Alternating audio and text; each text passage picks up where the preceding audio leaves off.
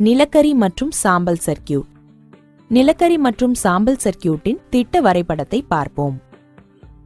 எரியும் அறைக்குள் நிலக்கரியை செலுத்துவதற்கு முன் அதை தர நிலையின்படி தயார் செய்ய வேண்டும். அதாவது நிலக்கரி அளவுக்கு ஏற்ப வெட்டுதல், உலர்த்துதல், இரும்பு துகள்களை அகற்றுதல் போன்றவற்றை செய்ய வேண்டும்.